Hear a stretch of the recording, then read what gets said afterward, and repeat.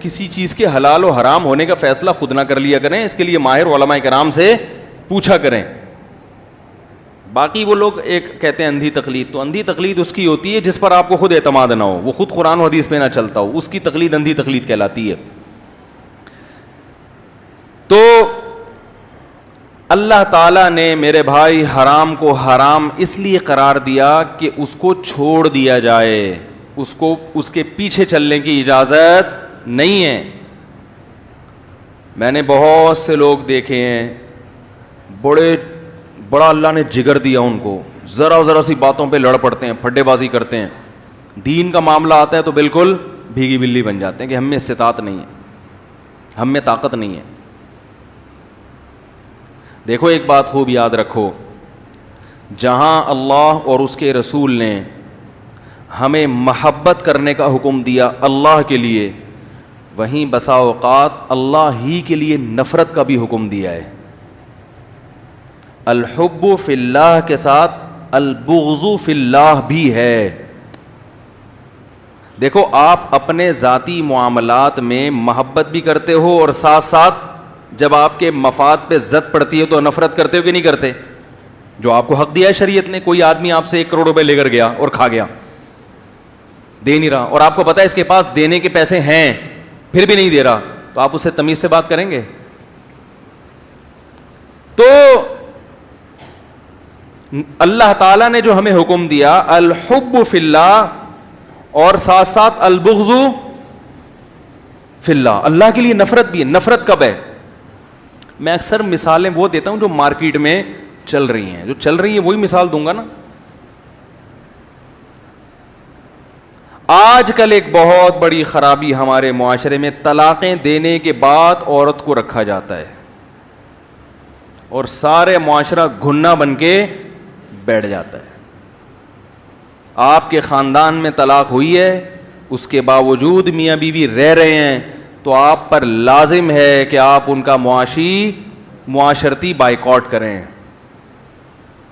نہیں آ رہی بات سمجھ میں؟ کیونکہ اس طرح سے پھر لوگ ان حکام کو ہلکا لینے لگیں گے. 3 طلاقوں کے بعد کوئی کہیں سے فتویٰ لا کے بیوی کو حلال کر لے, آپ کو اس کے ساتھ رہنے کی اجازت نہیں ہے. خاندان والوں پر لازم ہے کہ کیا کریں, اس سے بائیکاٹ ختم. ہمارا آپ کے گھر آنا جانا ختم, آپ کا ہمارے گھر آنا جانا ختم. اس چیز کا ہماری اگلی نسل پہ برا اثر پڑے گا, بہت برا اثر پڑے گا. اگلی نسل جب دیکھے گی کہ طلاقیں بھی دی ہوئی ہیں اور بیوی کو بھی رکھا ہوا ہے, تو یہ جو قرآن بار بار کہہ رہا ہے وَلَا تَتَّخِذُوا آیَاتِ اللَّهِ هُزُوًا, طلاق کے حکام کے بعد اللہ کہتے ہیں اللہ کے حکام کو ہنسی کھیل مت بناؤ. یہ بہت سنجیدہ حکام ہے, تو لوگ ہنسی کھیل بنائیں گے کہ نہیں بنائیں گے؟ بڑے آرام سے بنتے چلے جا رہے ہیں. ایسا پتہ چلتا ہے کہ فلاں آدمی, میں زیادہ برائی کی باتیں نہیں کرتا ممبر پہ بیٹھ کے, وہ برائی سے اور پروموٹ ہوتی ہے. گھروں میں بعض دفعہ اللہ معاف فرمائے زنا کے کیسز ہو جاتے ہیں, گھر کے اندر سب ٹھنڈے پیٹوں پی جاتے ہیں, اس کو کان سے پکڑ کے باہر نکالو, بولے اس گھر میں رہنے کی آپ کو اجازت, بولو نا بھائی نہیں ہے, خاندانی لوگ ہیں, بائیکاٹ ختم, دفعہ ہو یہاں سے, اجازت نہیں ہے. تو اتنا زیادہ میٹھا پن کہ بڑی بڑی برائیاں معاشرہ اس کو ہضم کرنا شروع کر دے, یہ شریعت کی تعلیمات بولو نا نہیں ہے, اجازت نہیں ہے اس کی. نوجوانوں میں ایسا ہوتا ہے, ایک بندہ قتل, لڑکوں کو پتا ہوتا ہے ڈاکو ہے, قاتل ہے, پھر بھی اس سے دوستی ہے. قتل کوئی ہلکا جرم ہے؟ بولو بھائی, ڈکیتی کوئی ہلکا جرم ہے؟ میں نے دیکھا ہے, وہ بتا رہے ہوتے ہیں وہ قاتل ہے, وہ ڈکیت ہے, وہ فلانا ہے, وہ ڈمکانا ہے, ہمارا تو اسے پان گٹکے کا تعلق ہے. کیوں ہے بھائی؟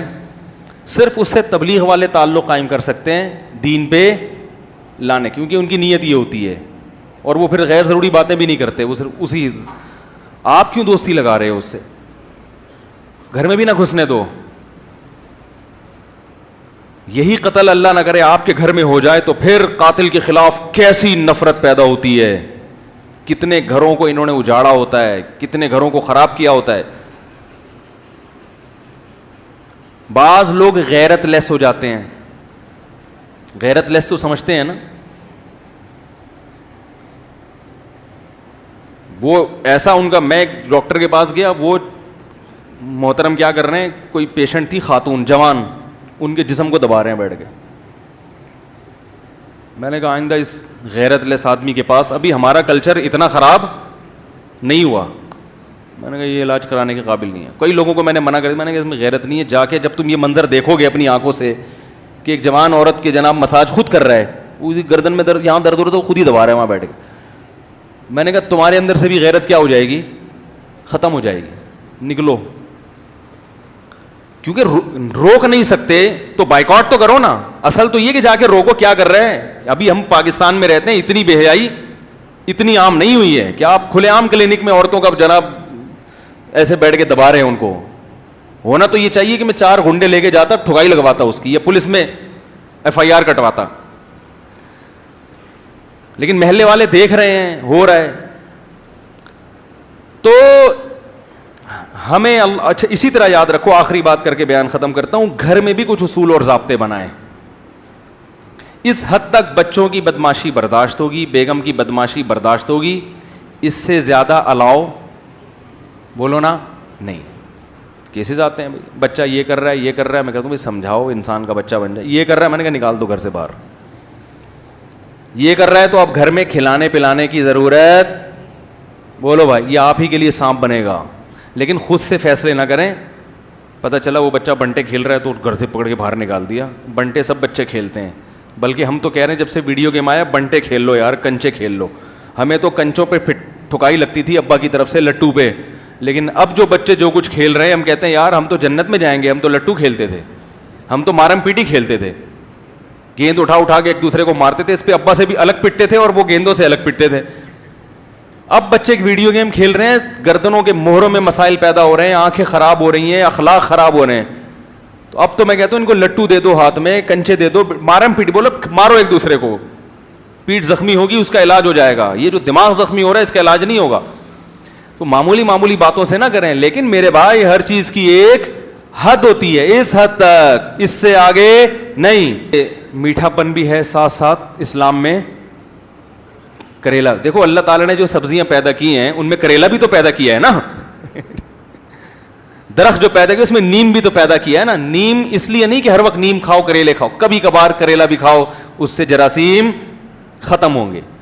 کریلے کھایا کریں, خون صاف ہوتا ہے, لیکن روزانہ کھائیں گے تو پھر موشن لگ جائیں گے, تو سب کچھ آنتے صاف ہو جائیں گے. تو نیم کا پانی بھی ہفتے میں ایک دفعہ نا نچوڑ کے پی لیا کریں, جراثیم ختم ہو جاتے ہیں. زیادہ نہیں پئیں ورنہ سب کچھ کڑوا ہو جائے گا پھر. تو اسی طرح اللہ تعالیٰ نے میرے بھائی محبت بھی رکھی ہے اور ساتھ ساتھ تھوڑا سا مسلمان کا یہ والا پہلو بھی رکھا ہے. Thanks for watching. Don't forget to like, comment, share and subscribe to Mufti Tariq Masood, famous scholar.